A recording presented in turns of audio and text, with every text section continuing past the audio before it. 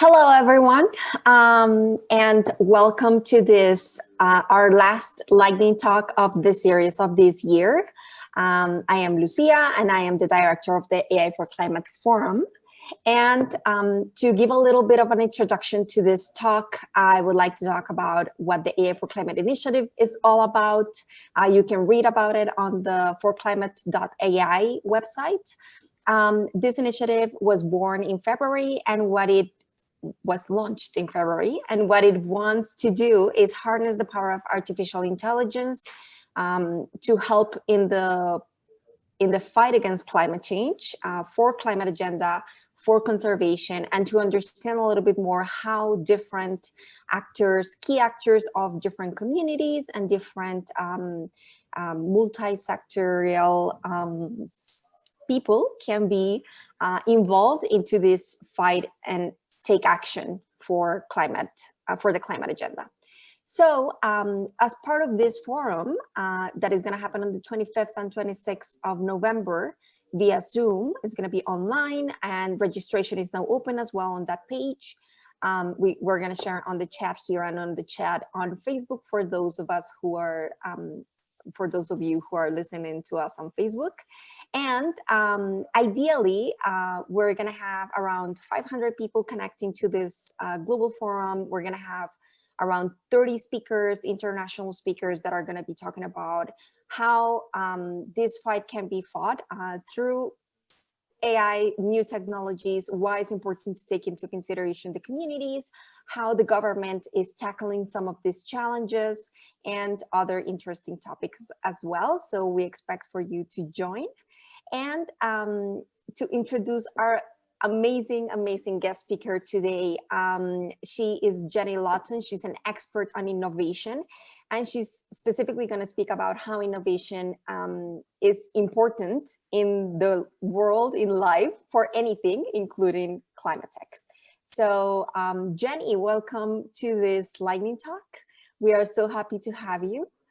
Thank you, Lucia. I'm happy to be here. Awesome. So I'm going to pass you the microphone. And so I really want you to introduce yourself, because I think that people introduce themselves better than other people introducing them. So so you can start your conversation. Okay, so I'm going to jump in. I'm going to share my screen, and I have a little mini presentation.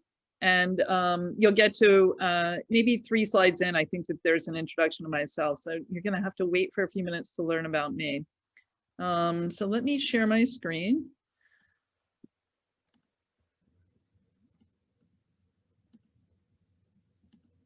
Okay, so quite simply, innovation matters. And you can get all of my connection information if you want here, and it's going to be at the end too. So I'll give you 2 opportunities to quickly see that.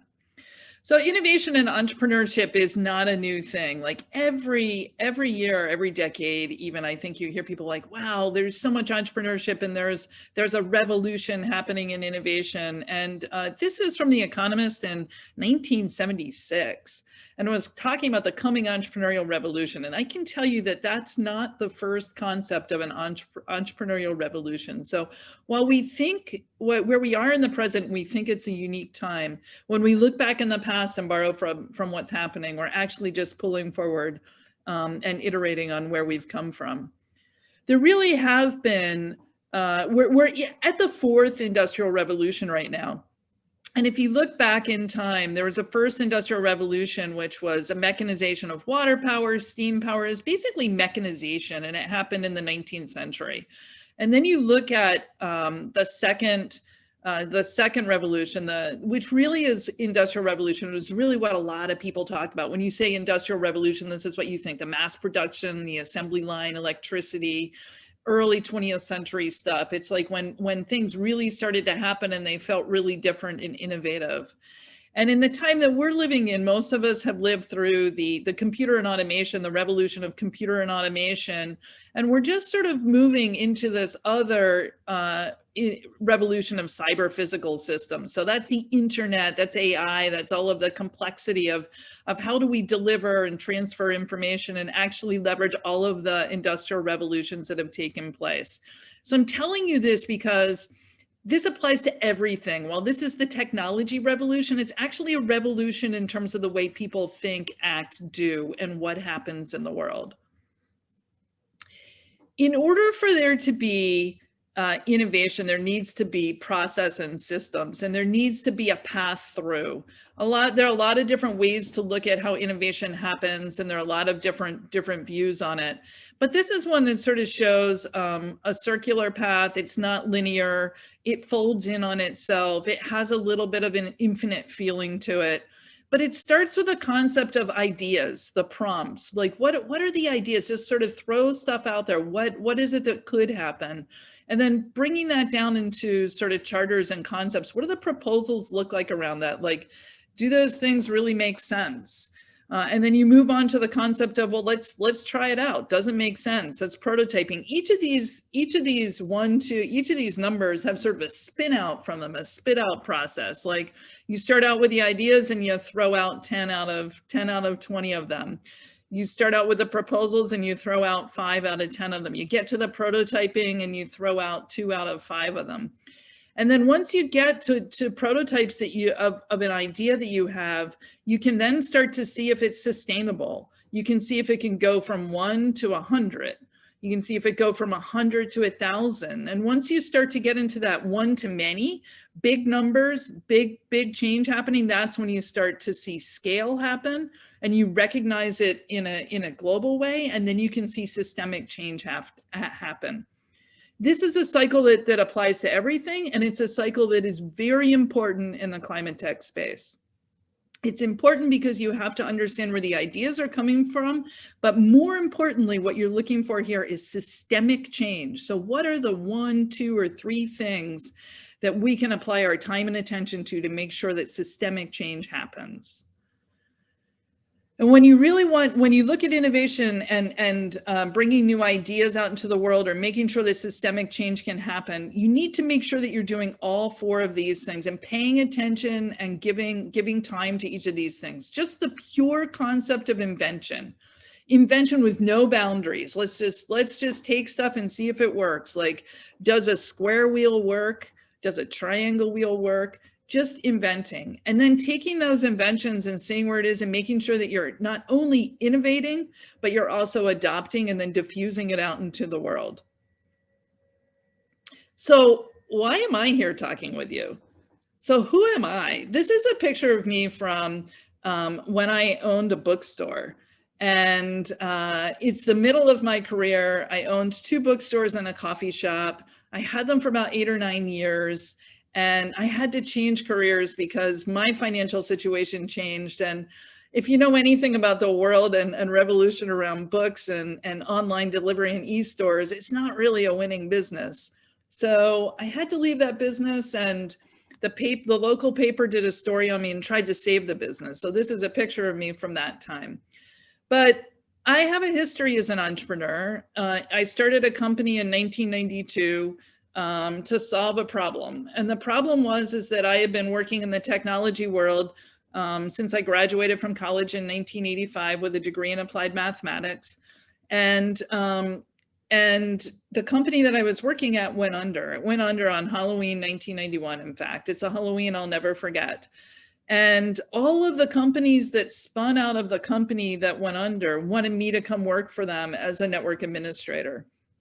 And there were probably about 10 different spinoffs. And so I had this bright idea that I could work for all of them if I started a company that provided partial network administration support.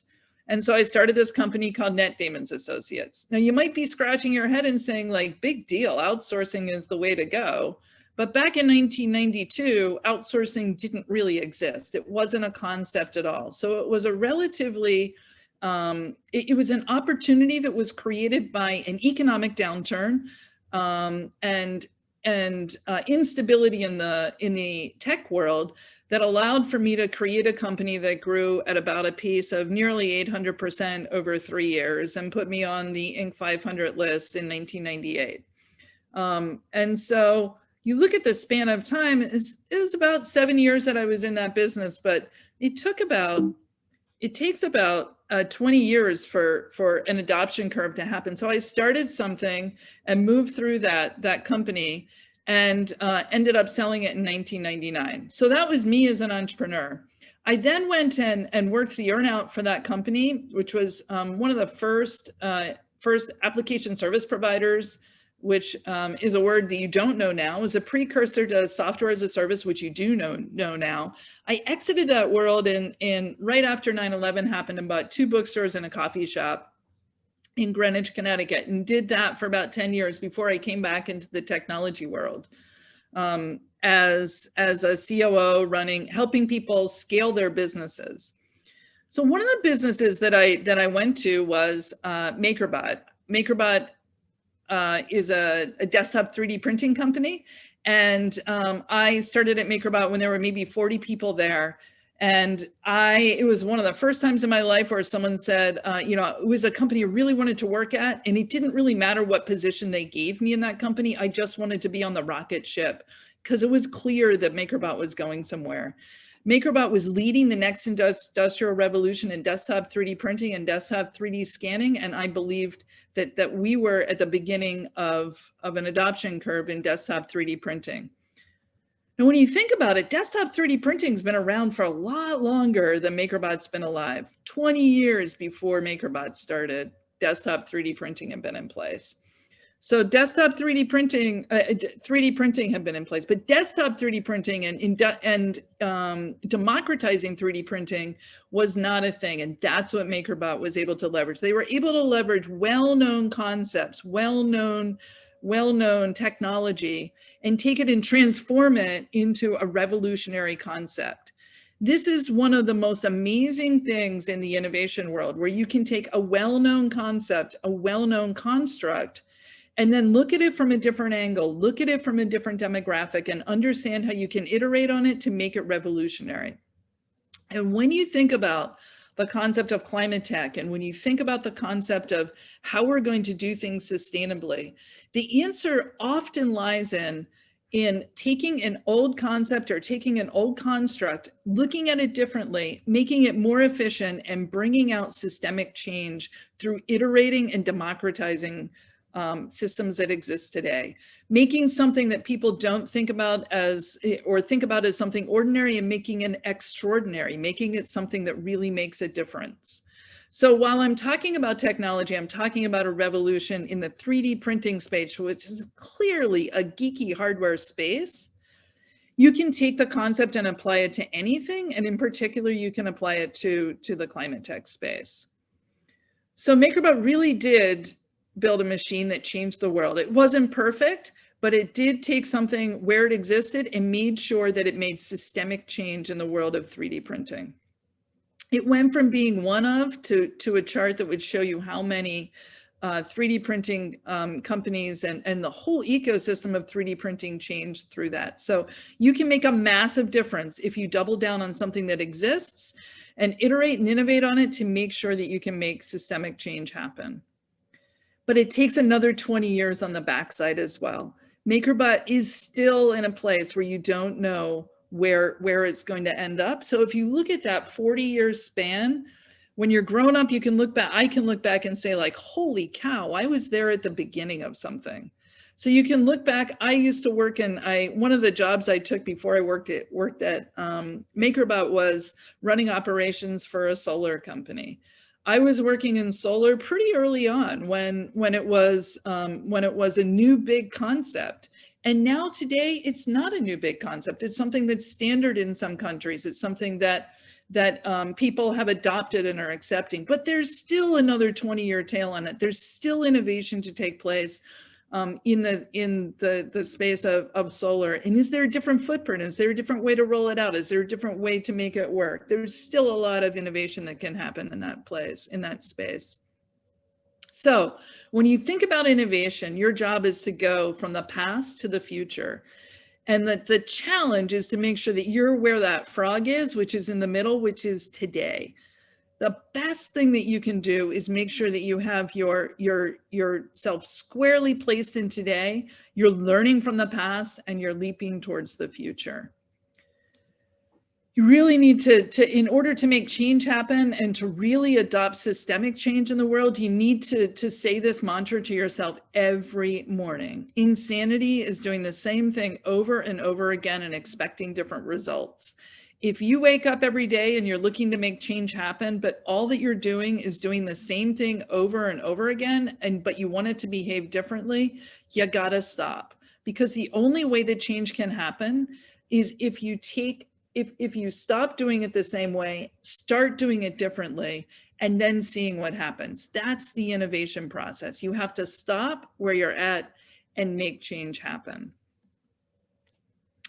But it's not just the concept of deciding that you want change to happen. There has to be a situation that exists at the same time that your idea comes to light that's really going to catalyze a change.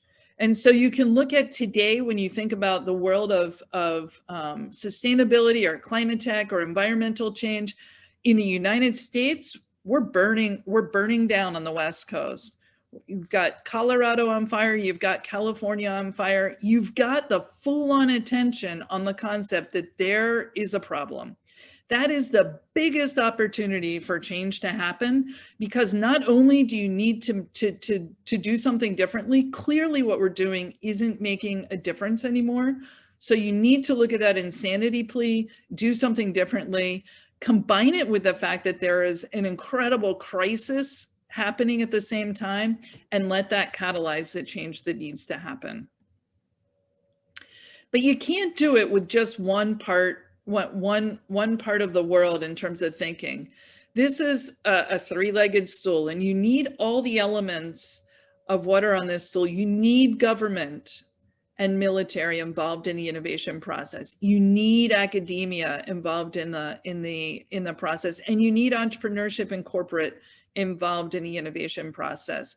When you look at what has to happen in the world of climate tech, and you look at that concept of really making a change in the way people think, and then a change in technology that's going to make a difference, you absolutely have to make sure that you have the government and academia on board, because so much of the future innovators are going to be sitting in academia, thinking about how change happens, looking at the data and understanding what the problems are, and charting out the challenges.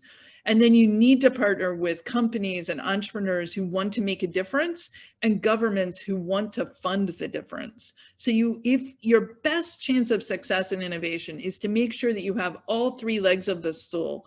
It's not going to work if a corporate wants change to happen and they don't have the support of academia and they don't have the backing of the government.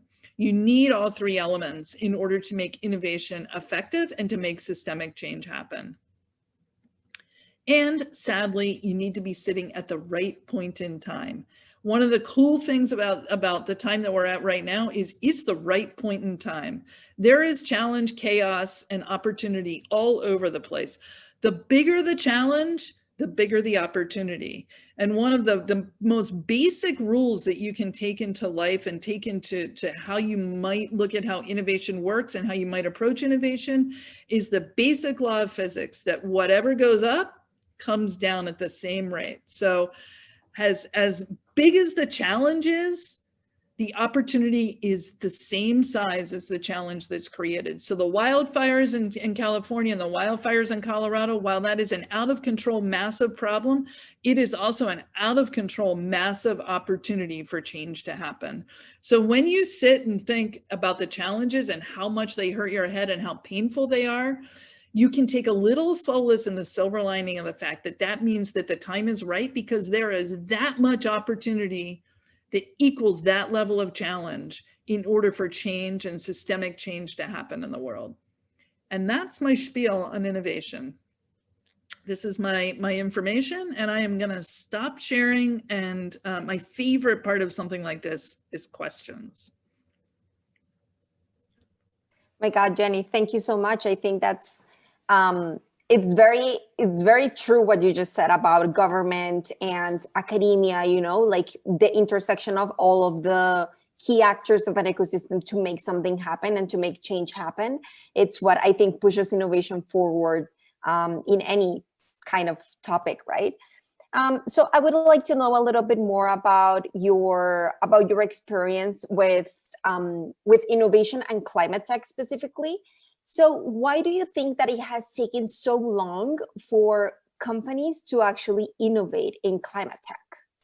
So I think that, one of the companies that I'm advising right now is a company that that makes a different, an air conditioner.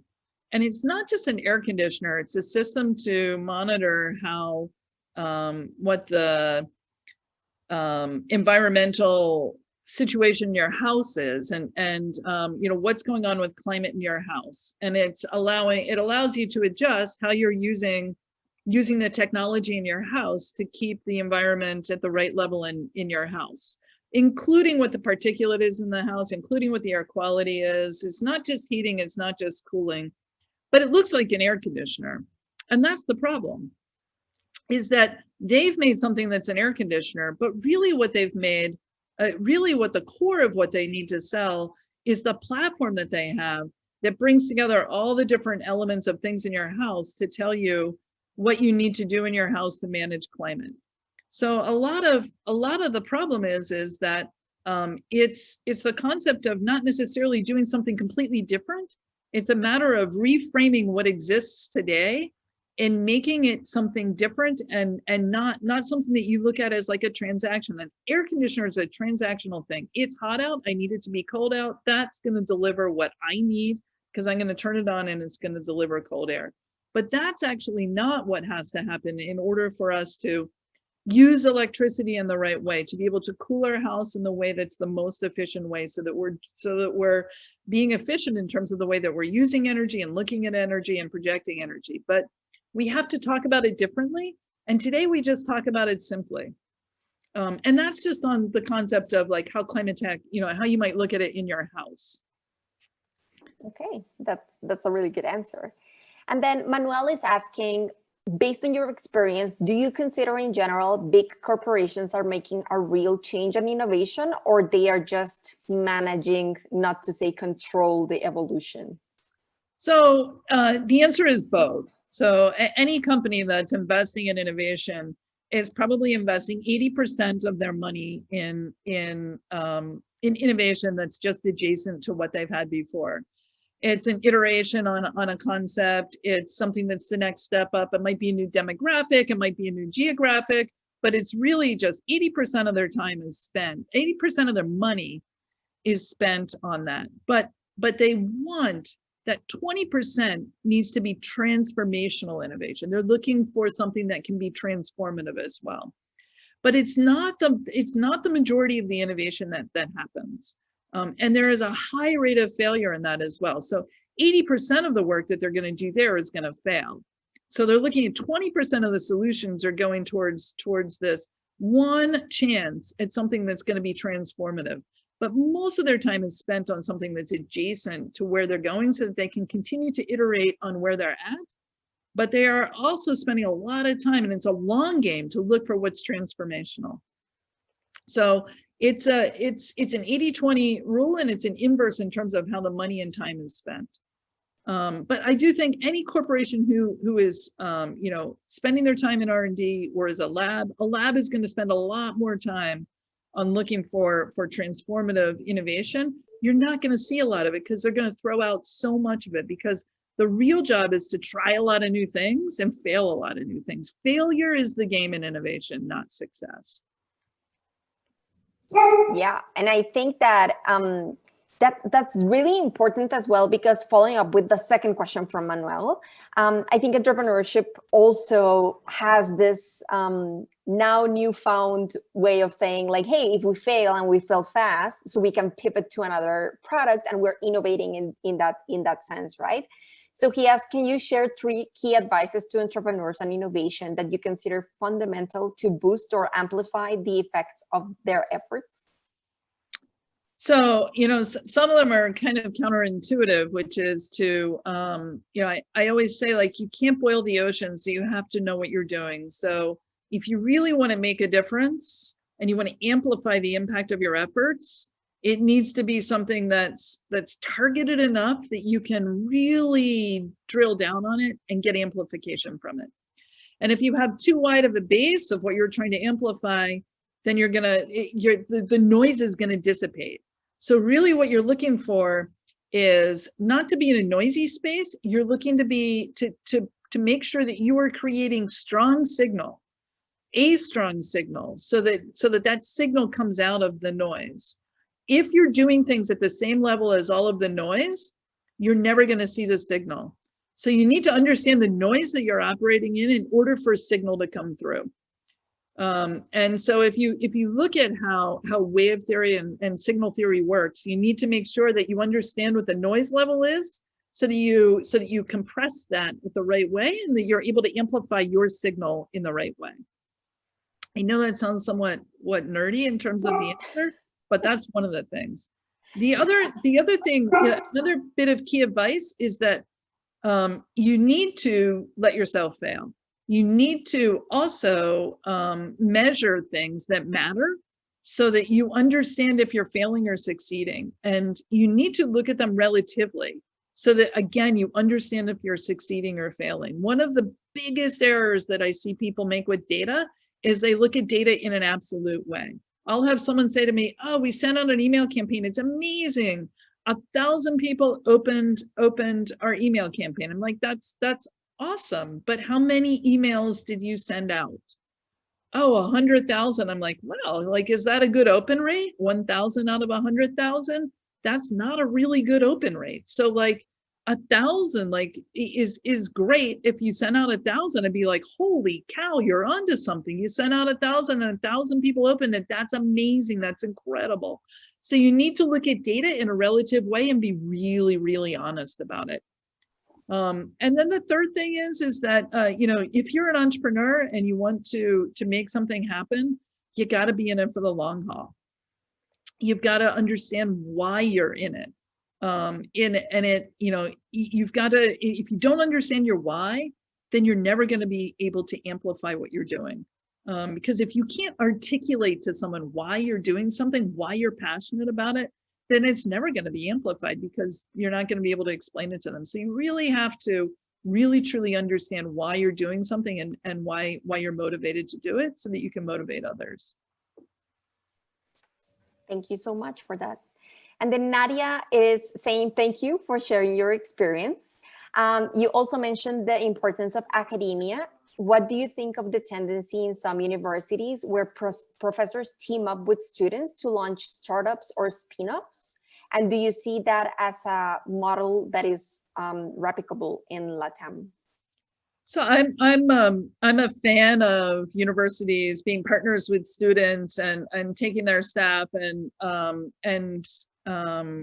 intellectual property and spinning it out and doing something with it. I mean, Stanford University has probably, set the gold standard for it.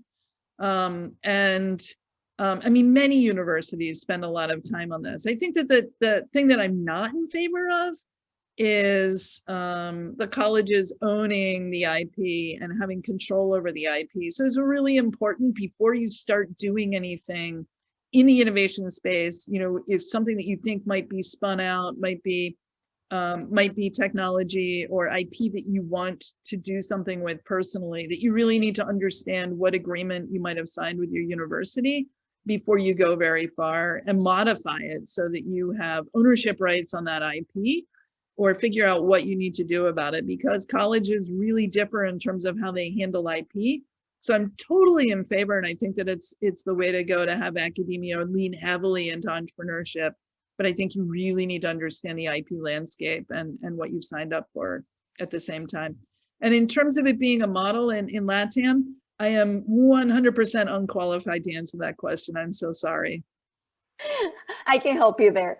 I think yes. So some universities in Latin America have also been following that model from Stanford University and from Harvard as well. And I think that, for example, in Colombia, the university, the first university, the largest and most important university in Colombia, which is the Universidad de los Andes, they do it. I think that in here, Tec de Monterrey is also doing it. But again, I do believe that there is a little bit of a liaison there where they do take all of the things that they do in the university, and they take it as property of the university. So you have to be very careful as entrepreneur, as a student entrepreneur, to make sure that your rights are being you're being taken care of, and that you're being very careful with those kind of legal parts of what it means to be an entrepreneur in the university. And then another question we have here is, how do you think people's mentality can evolve at the same rhythm as technology? So it's a great question, and it's one I've thought a lot about, because I'm getting older, so it's actually something that you think about. So one of the cool things about getting older is actually you know a lot more, and you suddenly become like this, like you have this really big database, which is super cool. But in some ways, like, you know, if you go back to that concept of what I talked about with MakerBot, in some ways technology doesn't evolve quickly, right? But in other ways, it evolves at lightning speed. So the concept of Moore's law, where there's exponential growth in a technology concept, is actually riding the Moore's law wave is really what you want to do in technology. Even riding the Moore's law wave, it's still a long time period before adoption happens. The early adoption stage happens in cycles that's very fast, but the adoption site and getting into a laggard stage takes, 20, 30, 40 years. But getting in that early part, that wave, that surf, like you're always riding up that wave when you're working on something that's growing exponentially, and that's hard to keep up with. So as a human, it's hard to keep up with because you keep getting older. And as you get older, sort of what you know, you become much more comfortable with what you know, and you become somewhat entrenched in sort of how things work. And so one of the things that I think, this will sound a little bit strange because it's not scientific and it's just very basic, is keep yourself young, challenge yourself. Don't stay in the echo chamber of your world. Make sure that you are working with and engaging with people from different demographics, from different generations, that you're listening to music from generations, 2 generations below you and 2 generations above you, that you're not just keeping current with what you know and what you grew up with, and that you're continuing to sample, and that you're not afraid. Technology, I think one of the biggest challenges and one of the things that keeps people from moving forward with technology is they're afraid. It's gonna break. Technology does not break. It's not going to break. The app's not going to break. Your phone's not going to break. I mean, if you drop it, it's going to break. But if you touch the buttons and do things, it's not going to break. Your computer's not going to break. So the best way to keep yourself evolving at the rhythm of technology is to engage yourself go downstream.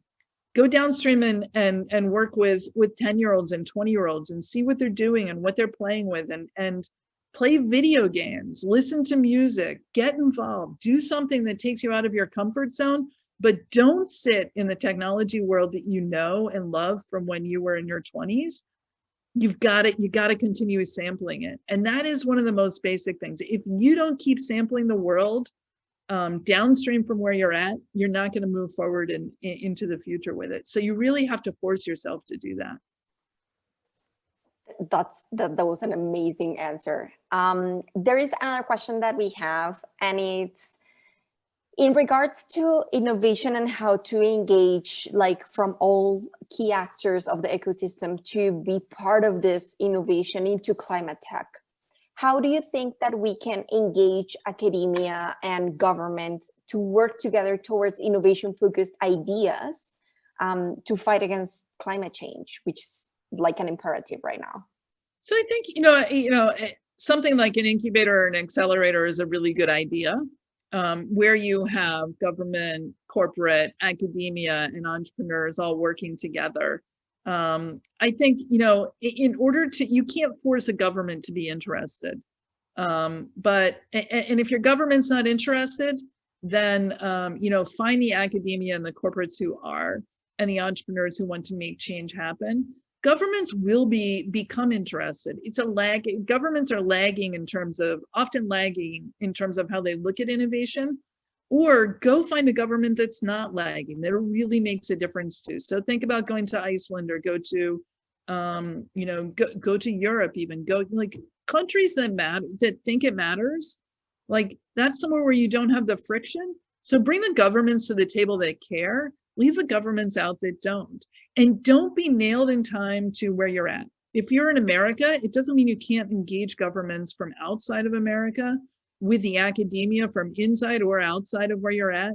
Like, one of the best opportunities that the pandemic has brought to the table is that it actually doesn't matter where you are, that you can bring people together that want to make a difference, and they will work together to make a difference. And so I think that the best advice, I can give to you is, if it's not your government, go find the government that cares and engage them, because it's an important topic. It is a critical topic around the world, and people want to see change happen.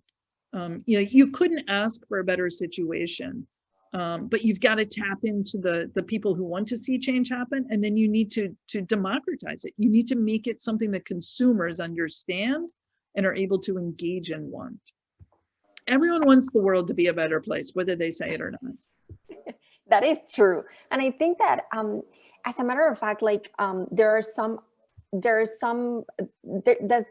that you said that is super clear, that is, if government is not interested, they will become interested once they see that the wave is coming to them, right? And I think that happens a lot in Latin America. I know that you're now expert in Latin America, but to mention it, a lot of governments right now are jumping into this way of innovation and technology in Latin America, and they're starting to see the importance of it, and to see the importance of, if we don't jump into this, people are going to come and like torch our governments, right? Like, people care about what's happening in the world.